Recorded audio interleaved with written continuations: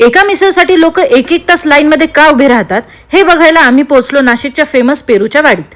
आणि ओनेस्टली मला वाटत होतं इथे फक्त मिसळ मिळत असेल, पण भाई साप हे तर पूर्ण पिकनिक स्पॉट निघालं. आत गेल्यावर सगळीकडे हिरवळ, मोठमोठी झाडं, वरून थंड पाण्याचे फवारे, म्हणजे नाशिकच्या उन्हात सुद्धा अरे वा किती छान वाटतंय अशी फिलिंग येते. आता फूड बद्दल बोलायचं तर मिसळ तर एकदम झणझणीत आणि भन्नाट होती, पण तिच्यासोबत मिळालेली गुळाची जिलेबी, उफ. इथे पेरूचा ज्यूस, पेरूचा आईस्क्रीम, पेरूचा चहा सुद्धा मिळतो. ज्यूस आणि आईस्क्रीम तर याआधी आम्ही बाहेर ट्राय केलंय, म्हणून यावेळी घेतला पेरूचा चहा.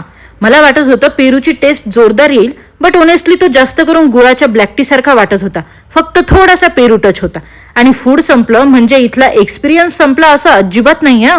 इथे बर्ड पार्क आहे, वेगवेगळे रंगीबेरंगी पक्षी आहेत, मुलांसाठी ॲक्टिव्हिटीज आहेत आणि ती गोल बोट पण आहे जी सगळ्यांचं लक्ष वेधून घेते.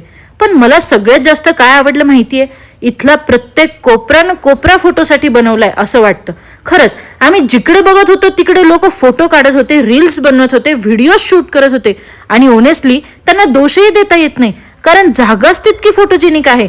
आणि मग तिथे झाला मॅजिक शो.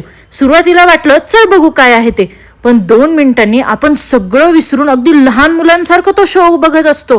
शेवटी एक गोष्ट नक्की, आम्ही इथे मिसळ खायला आलो होतो, पण सोबत भरपूर फोटो, व्हिडिओज आणि मस्त आठवणी घेऊन निघालो. म्हणून नाशिकला गेलात तर पेरूची वाडी फक्त मिसळचं ठिकाण म्हणून बघू नका, कारण इथे पोटही भरतं आणि गॅलरी पण.